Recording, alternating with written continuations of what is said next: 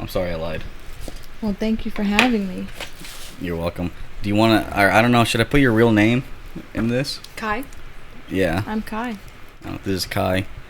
And, how would you describe what you do? Like, would you say you're, I guess you're a spirit guy. Right? A spirit, like, a guy, you know? Yeah. Yeah. I am a practitioner of spirituality in many forms. I love to do Tantra. I'm training to be a Tantra practitioner currently, which is more of an Eastern. Is that related to tantrums, do you think? When little babies get mad? No, I actually haven't thought about those two together. Yeah, because tantra sounds like kind of like tantrum. But yeah, I do throw tantrums in my Tantra practice purposefully. Yeah, sure. I do. No, okay, that's good. Yeah, I throw tantrums on purpose too when I lose games. But what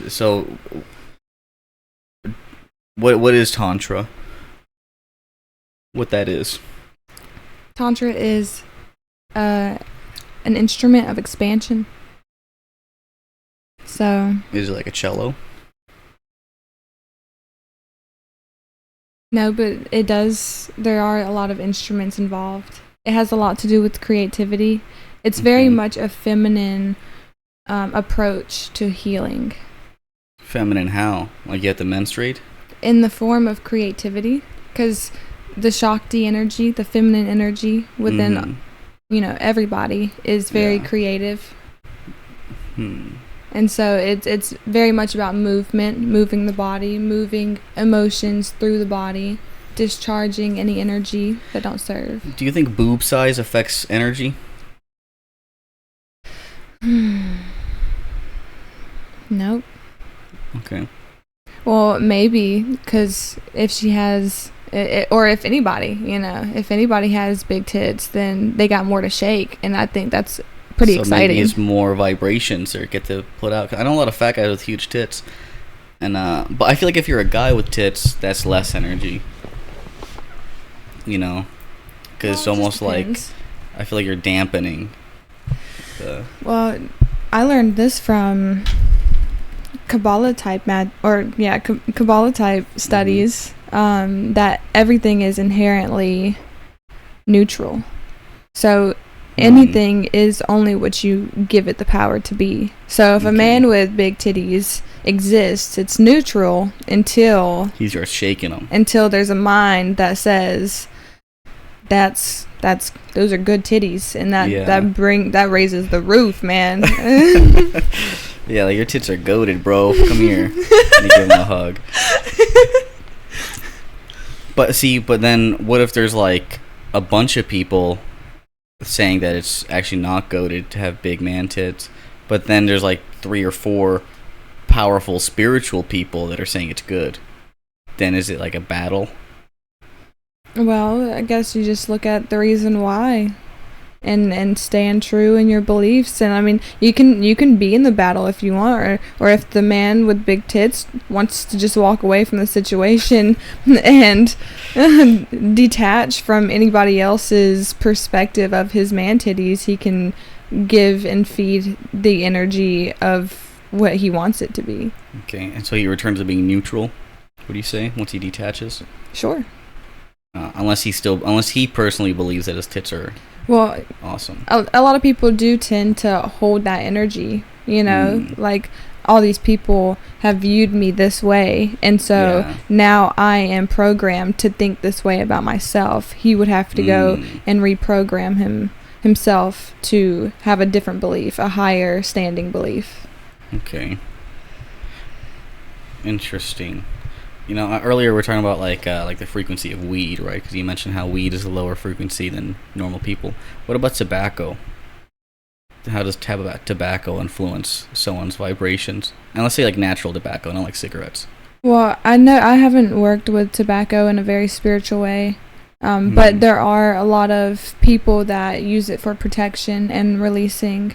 There's people that like to shoot it up into the nose, and that gives a different conscious experience. How do they shoot it up into the nose? Just like inhale the smoke? Usually you can, there's instruments that you can do it yourself, or there's shamans that will blow it up in there for you. Yeah, I think we're missing shamans in our modern society, because we've replaced shamans with doctors and like lawyers and stuff. But there's not really a hard-standing shamanistic tradition, I'd say, in modern Western society. I think it kind of has to be created by the individual and then found, but it's not something I think that is as organic as, like, let's say a church would be, or like a doctor would be. And I think we need to bring them back. Well, they're definitely here. They are, kind of overtaken by what people are conditioned to look at growing up. So if something's going on, they're conditioned to look towards a doctor, or to look towards a church, or to look towards, something that was meant to control. I'd say control. There's a lot of manipulation in that true. Part. Kendrick Lamar has a great verse on the song Control, but I think also that a lot of people, like, they have problems that they can't quite put their finger on. Because I studied psychology in college, and we did talk about, like, spiritual health being something important, as well as physical and mental and emotional, and there's also the aspect spiritual. But I feel like that's something that we don't really, as like a culture at large, really get into. And I think that's why people think that everyone's schizophrenic when they talk about, because I'm a schizophrenic maniac, like, in the things that I believe in, like conspiracy wise, let's say that, like, there's people in power that are essentially putting mass spiritual hypnosis on the public in order to do things against their interest, and that it makes me seem crazy, but I think spirituality, in a sense, is kind of getting siphoned away from us to not have us really get in tune with that part of ourselves, so they can kind of continue to do these, I guess, quote-unquote rituals or magic on us without us ever knowing. But the thing is that nothing can happen to you unless you allow it to, in a sense. So the whole point of Kabbalah is pretty much to receive. So when we come into this life, everything is basically put in front of us as a gift that we get to decide if we want or not. So when there's these symbols of manipulation around, and there's signs of mind control and the things that go and lead into these conspiracies, it's up to the person to choose. Do I want to live in this world? If I want to live in this world, everything is a tool as well. Like, if you want to use a conspiracy to really understand yourself, to understand your fears, and come out in a different way, everything's a journey. But you also have the option, very, very real option, to detach from any of that thinking, put a block towards those conspiracies, to that manipulation. Stop watching the programs that are putting things into your subconscious. Stop going in places that you feel is not right for who you want to be, because it's taking your own power away. And be in different places. Yeah, that makes a lot of sense, I suppose, because it's almost like getting cyberbullied. Like, you can just walk away from the screen. Yeah. So you don't really have to get cyberbullied. But I do think that's very interesting and stuff. And have you met anyone that does evil magic? I have met some people that had certain emotions and certain reasons why they would want to influence another person or another place in a certain way. Okay. For their own gratification. Yeah. I have met people like that. So how powerful can you get the magic? Like, do you think you can like change election results if you get enough people like locked in? Yeah, absolutely. If people come together and unite, like that's the biggest thing. Yeah. Is like I think that we're really here to become one. Separation is the opposite of love. Love is oneness. Fear and separation is what you would call I won't say the word for it because I'm not completely sure if it's the N word. Right, but it's something around devilish, Luciferian, stuff like that. So if you can get enough people to come together and have a goal, a reason why for something, and really put their attention, their energy to it, energy goes where attention flows. So if your intention is to have a certain election come out a certain way, if you get enough people, you can make that happen. That's how alchemy, turning lead into gold, happened. There were so many minds on it and so many people putting their attention towards it that it's now a practice that and something that truly happens. Yeah. Very interesting. So how does someone, I guess, use magic? Like how do you even begin to like I guess say like using magic? Well, the mind is a very great place to start because your outside world is a reflection of what you believe and how you perceive the world. It's really cool because the heart and the mind will jump and bounce around on each other. So I think this, the heart feels this way because I think this, the heart reflects that out into the world. So you ever been angry? You don't even know why you're angry. You're just angry and now you're angry at fucking everything around you. Yeah. It's something going on in the mind that's making the heart feel angry, that's making the world look like an angry place. And so would you see that's like a simple form of magic?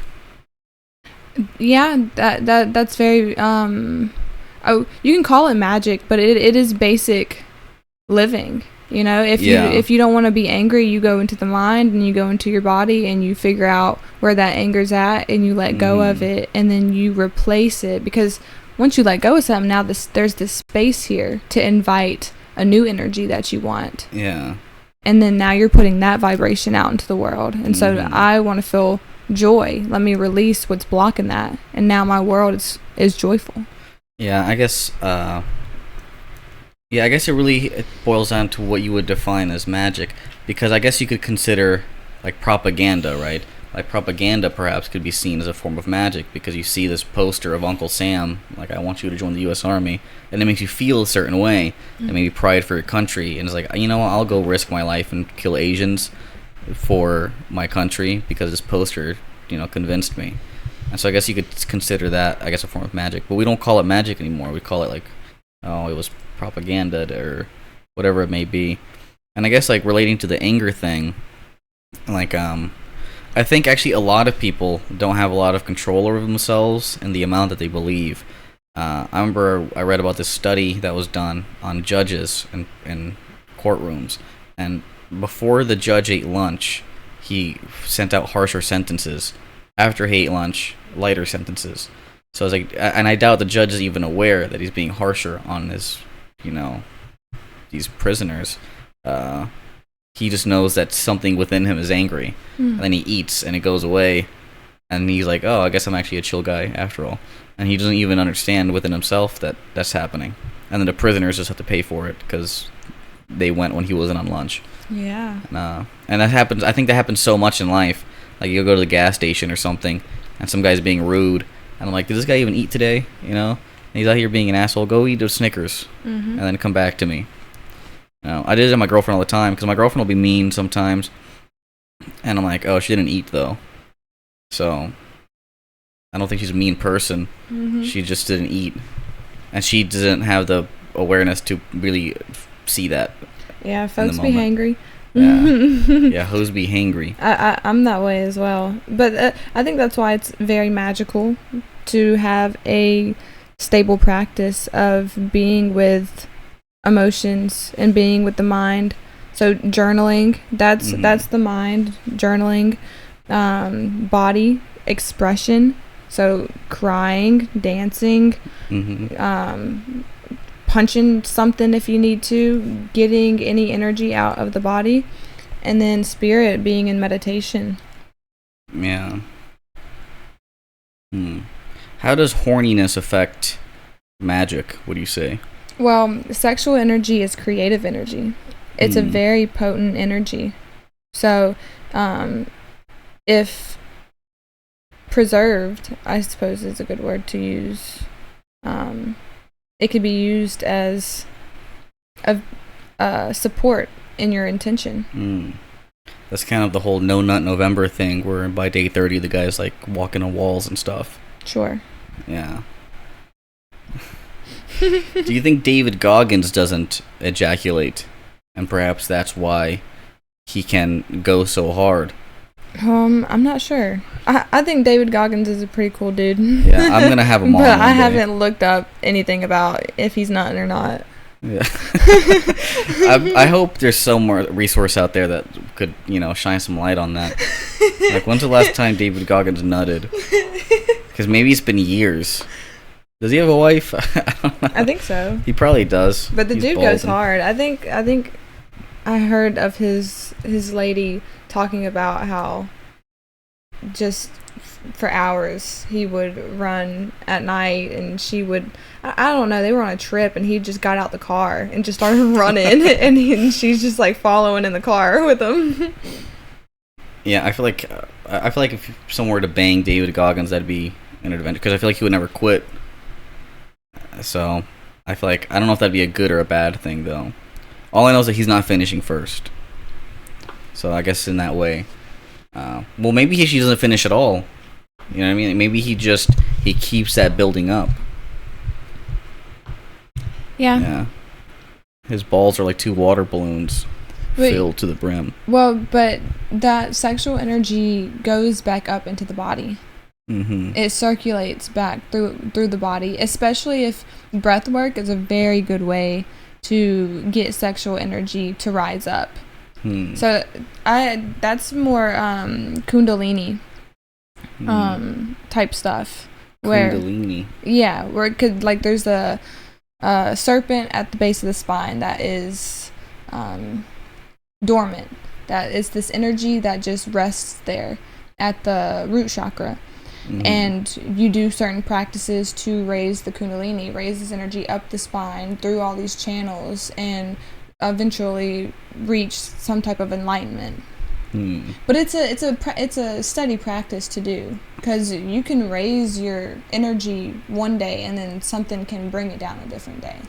Is there any way to measure your like energy levels? Like kind of like in Dragon Ball, where he has the special glasses and he's like, oh yeah, and it's over 9,000.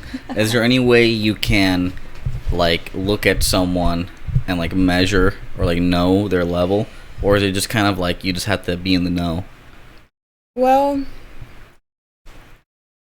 it's really about being in yourself, because if you're doing these practices and you're raising your vibration, you're really able to go into the environment and know what you're a match to and what you're not.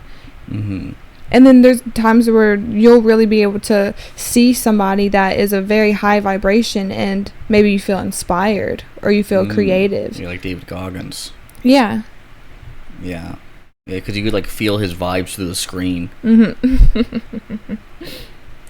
I feel that way with Jordan Peterson. Yeah, a lot. I love Jordan Peterson. So many people hate him though, and I never understood why. I like him because he's very easy to understand, because he's not super overly spiritual, but the things that he talks about are very spiritual. Yeah, they are. And he puts such simple ideas, or such complex ideas, he puts them so simply, I feel. And he says a lot of interesting things. I love his interpretations of like symbolism. Like he explains symbolism that we have, like let's say in like religious texts or even in like movies like Pinocchio, because he has all of his courses on for free on YouTube. And I watched his 2017 personality lectures, and I watched his maps and meanings, and I love his descriptions of symbolism. You know, like, cause like a pyramid is like, well, because humans are really vision-based creatures, and like, and a lot of our life is based off sight, and so that's why the eye is on top of the pyramid, because you could see further, and that's why that was like a symbol that was worshipped, and even to this day, the eye is still a very worshipped symbol. You know, the eye of Horus and whatnot, the eye of Horny. I love it though. I haven't really listened much about him talking on symbolism, but the symbol of the eye is very, very powerful, and it goes a lot with the mind, with sight, with witnessing, with consciousness. I do a visualization where I imagine above my head is this huge eye, and then from it this beam of blue light comes down and connects to my third eye, and it's almost it's a discerning eye, an objective eye that is able to see everything going on in my life, and giving me the opportunity to stand back and review. They say that fluoride calcifies the pineal gland, and the pineal gland is considered the third eye in some traditions, and because the pineal gland rests like on the bottom of your brain, and it's like a little ball, and so it actually rests like between your eyes right here, and they say that fluoride can harden it and calcify it, and the pineal gland is responsible for allowing us to have spiritual experiences. So do you drink tap water? See, that's why you're so... I drink distilled water for mainly that reason, but not mainly. There's many reasons. There's microplastics and shit that I don't want. Yeah, they're shrinking gooches. I don't know if you heard about that. It's true. Like, babies, the plastic is shrinking gooches. Like, so like a man's balls are getting close to his butthole. Oh. Yeah, when they used to be really wide. Far apart. Yeah, they're getting closer and closer. Well. Yeah. Protect the kids' gooches. Please stretch them out. No. What? I don't want to. What? Isn't that what we were? No, we're saying drink healthy water. Well, I mean, like, don't let them scrunch up. Keep them nice and long. Like, it's messed up. Which I do think there is a big campaign to feminize masculinity, because I think masculinity is very dangerous for tyrants. Because, you know, who else is going to stop a tyrant than, you know, a guy who kills spiders? But if there's no guys who kill spiders, then we're all little gooch babies that can't do nothing. I am munching on a donut. But besides that, yeah, there are things happening where there's a lot of the shadow feminine coming out of chaos and manipulation, and well, I don't think much about it, honestly, at this point, but I think it should be something to look into in the community in the future. But yeah, in the past there was the super shadowy masculinity of wanting to overpower and be aggressive, and now there's the shadow feminine that's kind of coming out with the chaos and the manipulation. Yeah, there's a great video on YouTube. There's 2 videos, and one is of like 10 boys. I think they're all under the age of 10 or 12, and they're left alone to their own devices in a house. And of course, immediately they destroy this house, tear it up. Quickly, the boys are divided into 2 groups: the hyper masculine and the more quiet, reserved. And then they're tyrants over the other boys. and some of the boys feel excluded and they start developing strange behavior. And then they did the same with girls, and the girls, they started painting together, cleaning up the house. They're all being nice and friendly, shared all their resources, but they were sneaky though, because I remember this one girl was like mad at this other girl for taking her friend or something, and then she poured water on her bed and blamed it on someone else. And so like, because they don't fight like fists like the boys would, they're like sneaky, very about strategic. It. Yeah, they're like trying to destroy each other's reputation and stuff instead of just crushing his balls. Oh. Which I think that it's kind of crazy that like the main way I guess that you would win wars back in the days is by crushing everyone's balls, the enemy's balls, because then they can't have babies, and then you win. Okay. Yeah, it was what they did to the Indians. They like cut off all their balls, and now there's like 2 Indians in the world. I mean, I guess not Indians, Native Americans.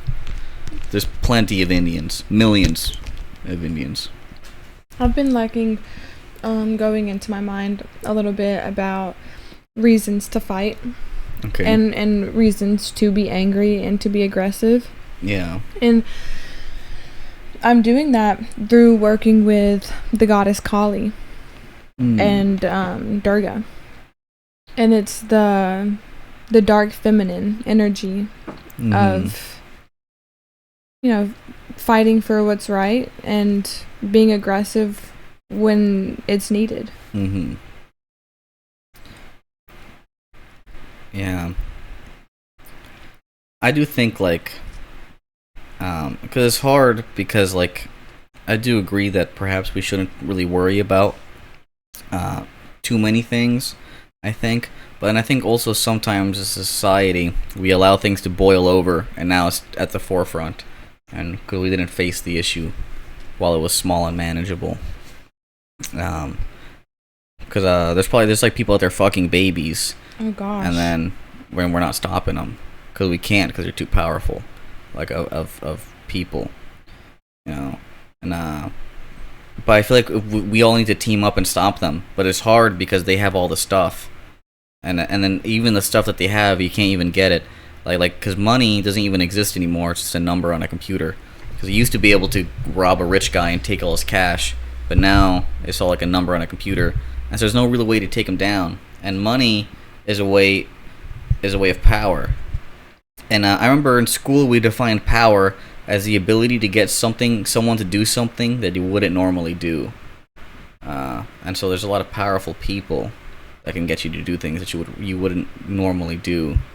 And I feel like we need to stop them, but it just requires enough people. You know where to start though? Right now, podcasting. Yeah, you start. Everybody should start with themselves and really work to, well, just overall reach goals. I think to be some type of leader in your life, because then once you have the confidence to say, this is where I want to be in life. I want to be connected with a group of people who are already on this, and I want to bring in more people to it. I want to support this type of work. I'm going to do what I can right now. I'm going to study what I can right now and become in alignment, become the frequency that matches, that attracts that. And so you receive those opportunities. You receive that knowledge, that gateway that brings you to exactly what you want to do in this life. Yeah, I guess that makes sense. Yeah, because really the solution to most problems is everyone else fixing their own. Because like we want to help the homeless, but how are you gonna help the homeless when you have like your laundry's full, you know, and then your bed's not made, and you got dirty dishes in the sink, and it's like, all right, well maybe you should do that first, and then help homeless people.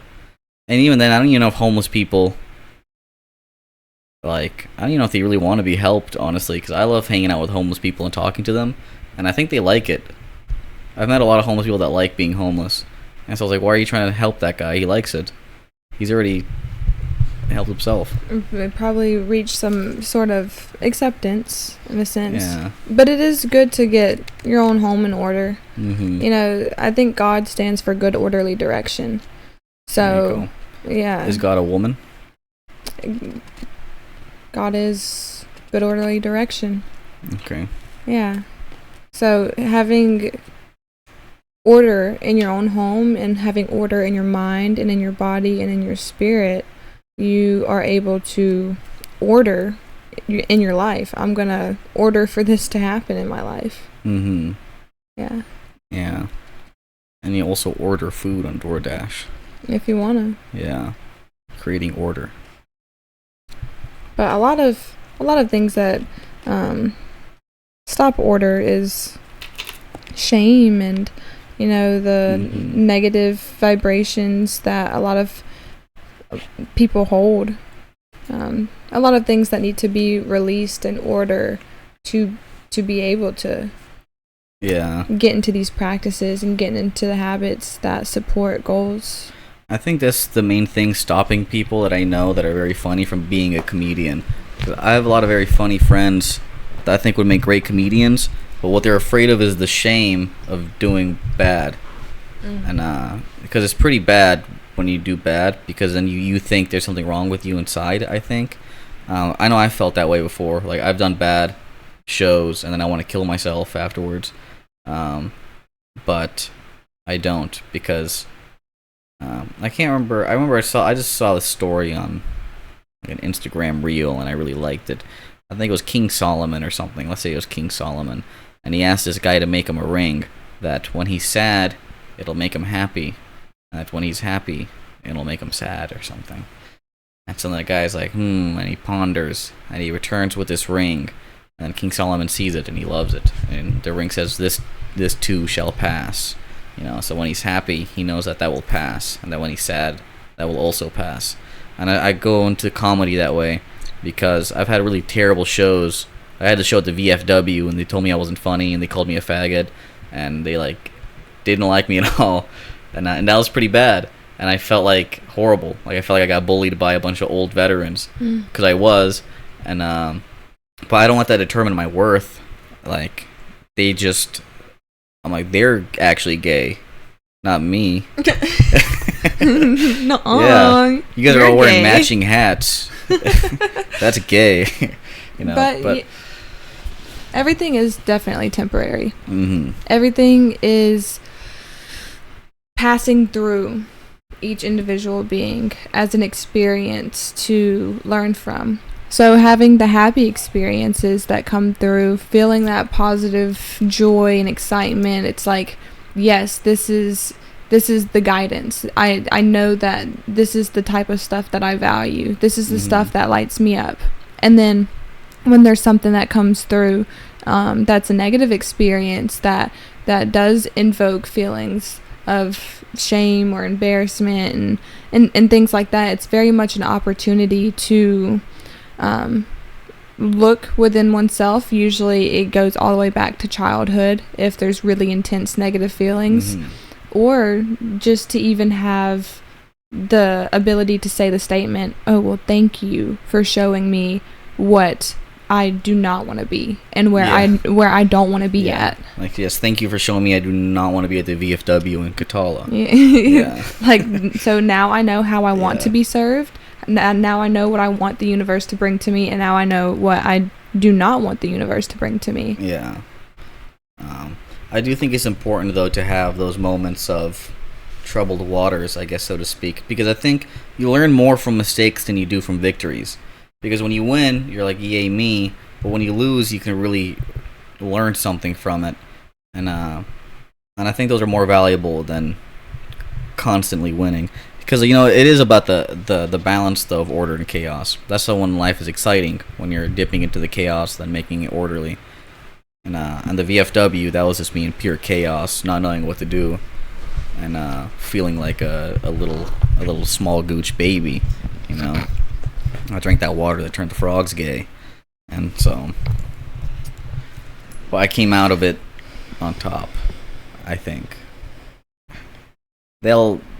They're gay. Good to know. Yeah, they're actually gay, not me. And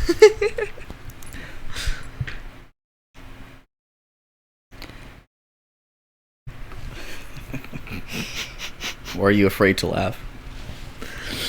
Well, I laugh a lot, and sometimes it's fun to hold back the laugh and then build it up. Yeah, it is actually funnier when you're not allowed transmute my to laughter. laugh. Yeah, it's funnier when you're not allowed to laugh. It is. Yeah. All right, we can't laugh for the rest of the episode. See, nothing even happened, and it's already hard.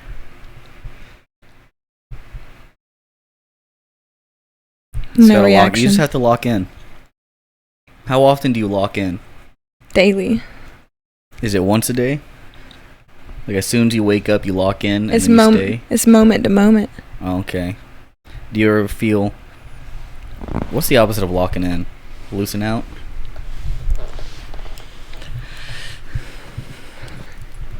Is there lock-in magic? Magic that'll help you lock in?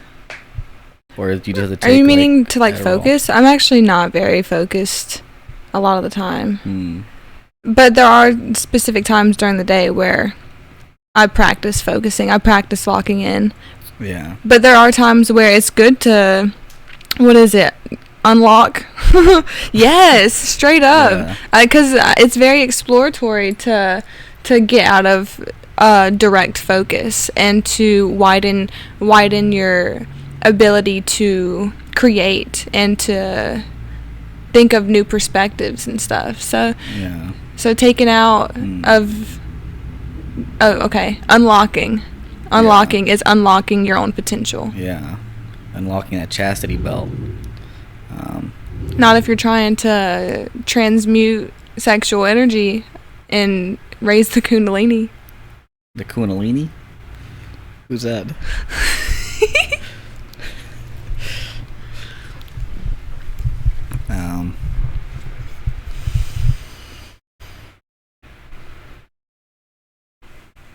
Would you like to study some Kabbalah?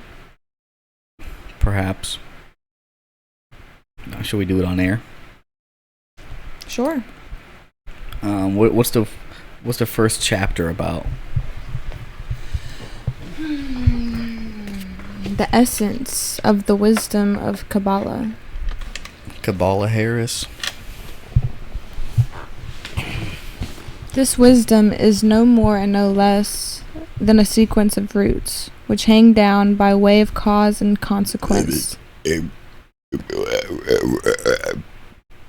By fixed, determined rules, interweaving to a single exalted goal described as the revelation of his godliness to his creatures in this world. A lot of the stuff in Kabbalah is to decipher. Truly. It's very coded. I mean, it is coded. Yeah, we should do a rap cipher. What do you mean? You're not familiar with rap ciphers? Mm-mm. It's usually when a beat is playing, and then usually around like 3 or more rappers will jump on the beat and rap together.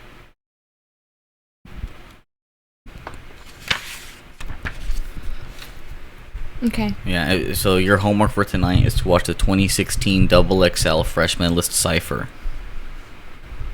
Alright. So, yeah. Considered the greatest of all time. A lot of spiritual energy in there. Very good for you. It'll raise up the chakras, each one individually. And so when did you start doing spirit stuff? I think that I've always been a bit spiritual. I can recall times of being a child and having these happenings. But I know quite a few people like that. So the child is very close to source already. But as an adult, when I was 18, okay, I did I got into tarot, and I was interested in meditation and things like that. I was interested in self progression self-help, and then I did a lot of psychedelics one day, and went out to a full blood moon lunar eclipse, and Whoa. yeah, I hallucinated a lot, and my spirits were very loud, and I was able to really connect with my heart in a way that I had never done so before. And so it took a lot of releasing people and releasing beliefs that were blocking my growth. And then once I did align with Kabbalah, I started doing these practices like the LBRP and the middle pillar, which work with, if you look at the tree of life, the top one is Kether, then you got Doth, which actually isn't present on the tree of life. It's more of a doorway, more of an abyss, I'd say. And then we got the Tiphereth, which is the heart. Right here with the creative energy towards what you would call the sacral chakra. Is that your stomach? Near the womb, near the genitals. That's Yesod. The gooch. No. Or is it no? Does that one have its own? Yeah, that would. Oh. But I'm like kind of intertwining Eastern and Western practices together. Oh, okay. Because in Kabbalah, which is more Western, it's the Kether, Doth, Tiphereth, Yesod, and then Malkuth, which goes all the way down below the feet. But in Eastern practices, it would be the crown, the third eye, the throat, the heart, the solar plexus, which is like the stomach, the will, the sacral, and then the gooch would be the root. Okay. Wait, so the sacral, is that one also? That's like balls? The sacral is the sexual energy, the creative energy. Okay, like ball sacral. So, I suppose you can say it's there. And what was the gooch one called? The root chakra. The root. Yes. Ooh. The root of all evil.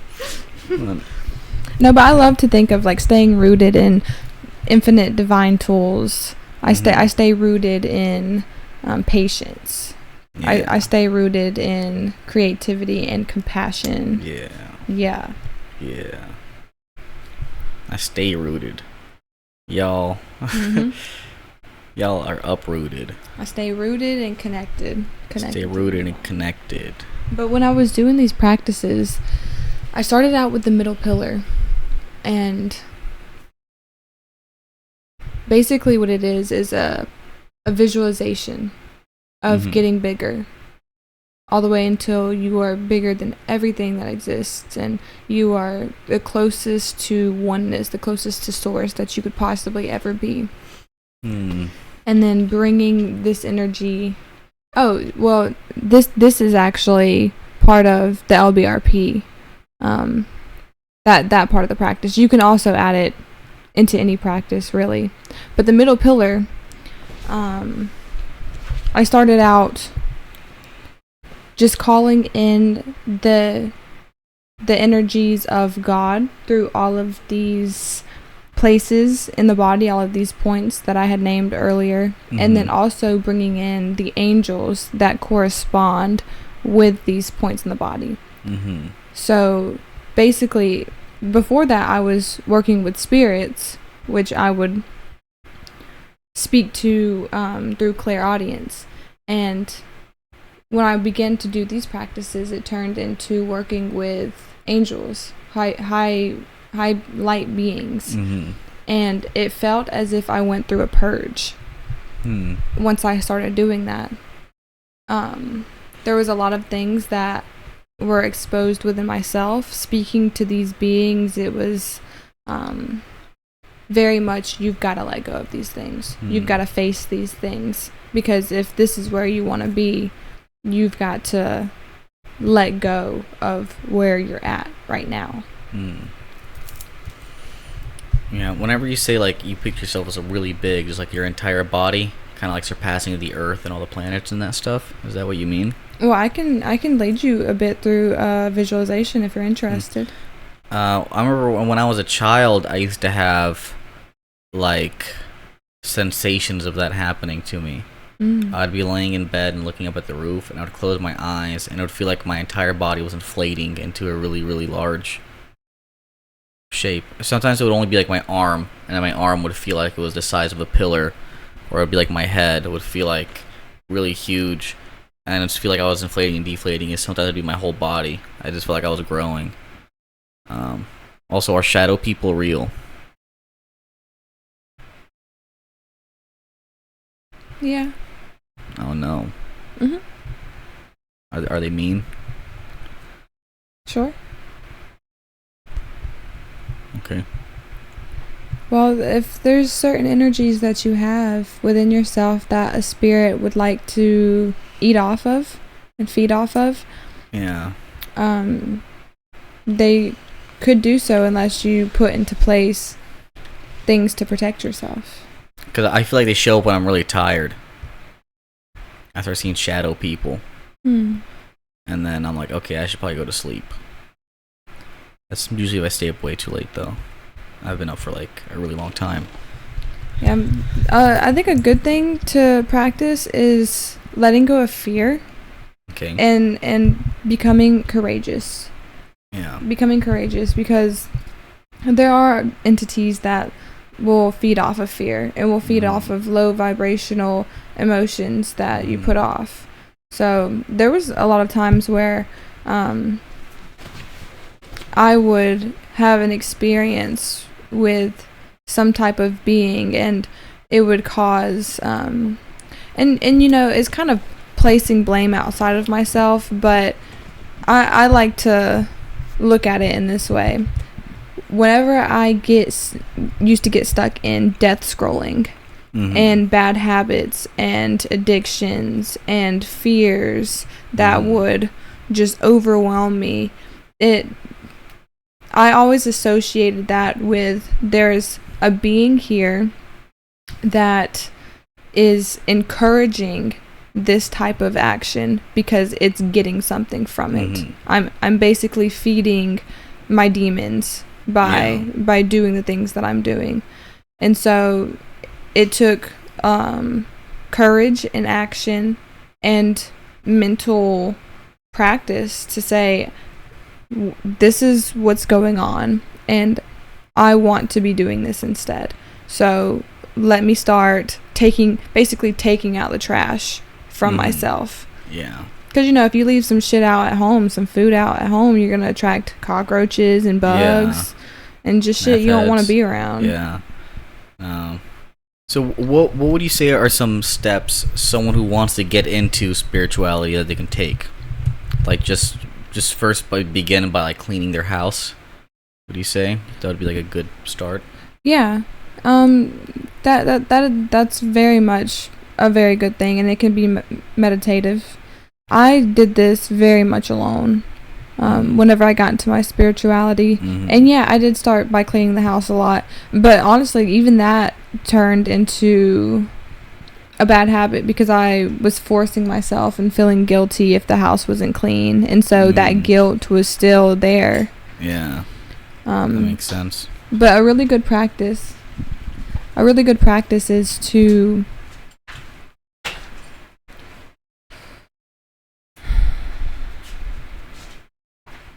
this is what I've done from the beginning. I listened to motivation. I found and aligned with people that inspired me, that were doing things that I wish I could be doing, that I wanted to be at some point in my life. So be inspired. And then some practices to do are breath work. There are plenty of videos on YouTube and Spotify. There's plenty of places to find resources that will guide you in breath work and in meditation. So those things helped a lot.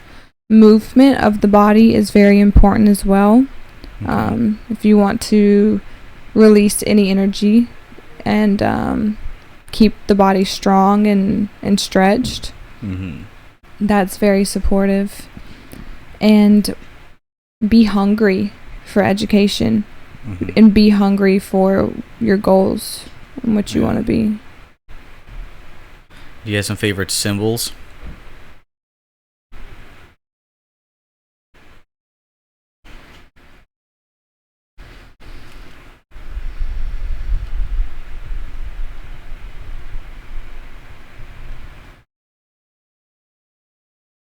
I like things that make me feel safe. Okay. So, not so much symbols, but mudras. I like to do this mudra a lot. Almost like the rock sign, like you're rocking out. Mm-hmm. It's a protective mudra that will send away any type of negative energy that has passed or that is attempting to pass through. Mm-hmm. So mudras make me feel very safe. There's stones that make me feel very safe. What's the best stone for safety? I think amethyst is a very good overall stone to have around. It's easy to understand, and not only is it very protective, but it is supportive in psychic growth and just overall the ability to be of a higher vibration. Yeah. Think higher, feel higher. Interesting. Do you think race affects anything? Like, do you think perhaps an Asian man has like more ancestral energy, I guess, than like a white woman from Ohio? Well, I haven't thought about it, but it is very good to think about everything that you are. I love to think and speak to my ancestors and how I am all of them. Mm-hmm. Every ancestor that existed before me, I am them in human form, and they are me in spirit form. Mm-hmm. And so there's a lot of things to learn from ancestors. Yeah. Do you think there's ancestral karma that also has to be paid? Yeah. I think that, like I said, I am all of them, and not all of them were perfect. Mm-hmm. And there's a lot of things that have happened in the past, and now that residue, that energetic residue, is still somewhere in my being and in my DNA. And if I want to release it, it is up to me to release it and pass on something new. Do you plan on having children? Yeah, I do. Make sure they drink good water. Absolutely. Yeah.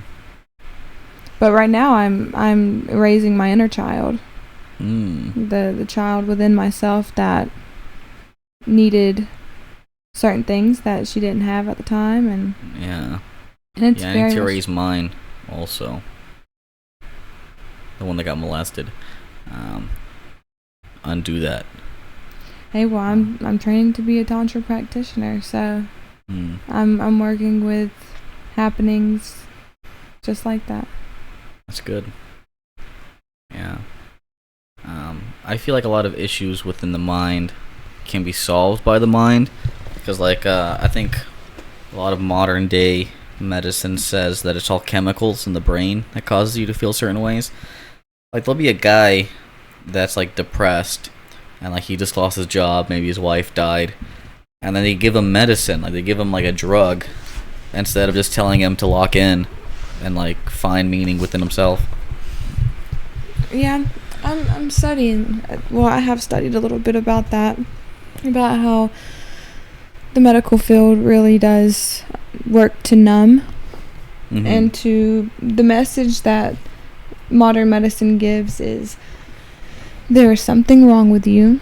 You need to be fixed. And here this is. Yeah. Oh, you're gay? Have a lightning bolt to the brain. That's exactly what they do. They don't even try to understand what's going on. Right. But what I'm studying and what I'm practicing, Tantra, takes a whole different approach. It is the approach that there's nothing wrong with you. You know, everything within you is fair enough to be there. Mm-hmm. There's lots of compassion involved. So the main thing is, what do we need to do? What do you need to release to be whole, and or to find more safety within yourself? And a lot of people just need loving presence. They just need presence and connection, because we grow up very disconnected a lot of the time. And like I said in the beginning, that separation is the opposite of love. It's the opposite of being alive. It is, when you're not connected, you're dying. There's no source to feed from and to grow on. Yeah, I was high at Walmart the other day, and I realized that Walmart itself is like a giant cell. Like, and all the workers are like the little ribosomes and stuff moving around the proteins and whatnot. But I think we've almost hit 1 hour, so I guess I'll ask you one final question. What are your thoughts on evil? And does evil exist? Is it something that's created within a person, or like, are some people just like born psychopaths, like Jeffrey Dahmer, and then he seeks out to destroy the world and like love or something? Or what are your thoughts on evil? Well, I think it's a spectrum. Like autism? Yeah, sure. Like the good and evil, the God, holiness, and then the devil, Satan, Lucifer, separation type energy. Yeah, and Hillary Clinton. Lucifer shouldn't even really be down there with that anyways. Yeah, Satan, Lucifer, Hillary Clinton, Joe Biden. Yeah. But it comes in many names. But we are made up of both of those things. We are on the spectrum as humans, dancing between the concepts of good and evil. And that's why I really want to empower people to understand their own intentions and to discover in themselves what it is they wish to be and how they wish to connect. Because evil exists in some shape, form, or fashion, but if you are, it depends on your intention. Because if I intend for something of the greatest outcome to be done, but it takes some type of what could be judged as negative actions, somebody can look at me as evil, but my intention is for this to be of the greatest good. Yeah. Do you believe in an eye for an eye?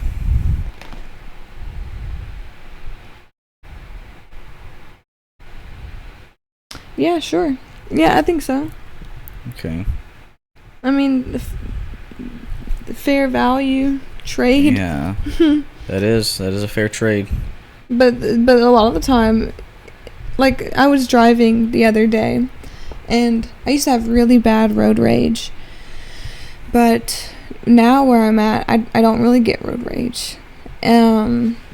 But the other day, I was driving and somebody did something that was stupid, and I just was like stupid fucking bitch. Yeah. You know, like, I just said it out. Yeah. And what you send out to people, I think, is what you receive. So, like, I did my mudra, and I'm thinking, like, so if I sent this energy to this person saying stupid fucking bitch, you know, they took that energy, and what if they did this mudra and sent it back to me? Okay, so now that energy comes back to me, and I heard it as if somebody said it to me, like, you stupid fucking bitch. And I was like, just so chill about it, because I know that what I'm doing is, I'm doing what I'm doing in confidence. My actions are confident. So if somebody were to give me back my energy and calling me a stupid bitch, you know, I'd be like, right on. Yeah, like, true. But it could really bother them, because they're actually a stupid bitch, like, moving in ways that are not not what's the smart word? Bitch. Considerate.